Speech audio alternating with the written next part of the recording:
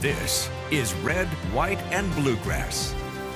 Governor Andy Beshear has spent the past week in Switzerland attending the annual World Economic Forum. The invite-only event is being viewed by the governor as a networking opportunity. Thousands of government, business, and civic leaders representing over 125 countries were present. Beshear was not the only prominent American leader in attendance. It also saw Governors Gretchen Whitmer, Kevin Stitt, and Gavin Newsom, as well as President Donald Trump. Beshear made appearances on several networks with pointed criticisms about the president's speech there this week, and his supporters are widely sharing some of those clips. His full CNN appearance was shared this week on former campaign manager Eric Heyer's social media. Take a look. My message here is America is more than just the president. The American people believe in our relationship with Canada. The American people believe in our relationship with Europe. The American people don't think we need to be taking any territory, much less Greenland, and recognize all we have to do is ask for the access that we need. My hope is that after this president is done, that we can repair these relationships. So my question, I'll start with you here, Senator Thomas. Is that the tone of somebody who is not running for president? Well, boy, I'm not going to get into that, but you're right. I have heard some pushback as to why Governor Beshear is over there, and my question is, why not? He was very impressed. I saw the entire CNN interview for him, so I'm going to say that to your viewers, and I thought he was quite impressive. And he's right. We need to maintain close relationship with our European allies. I mean, they've been our allies for a long, long time. We have a lot of cultural relationships together.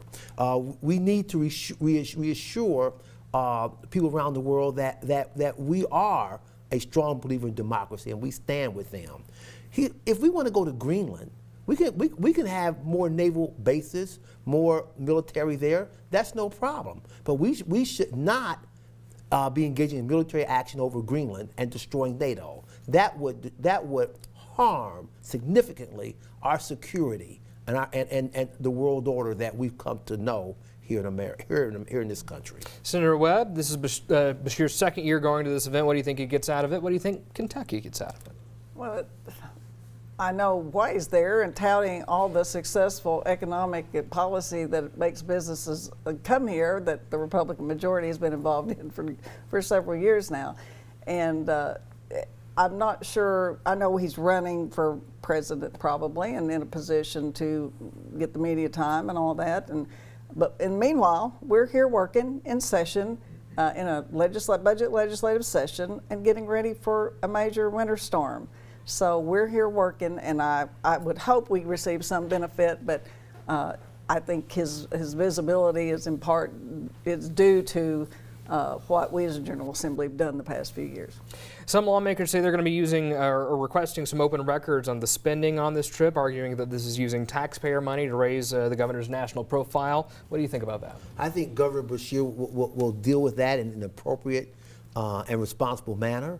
But again, I have no problems with him going over there and making the points he makes about our own national security and things we need to be doing to assure our alliances with our centuries-old allies. Senator Webb, do you have any thoughts? As long as the expenditures are prudent, it's executive privilege, regardless who's in the governor's mansion, as long as they're performing their duties and being responsible and working for Kentucky within a range of prudent activity. I think the office deserves that respect. All righty. Thank you both for your insight. We'll be right back.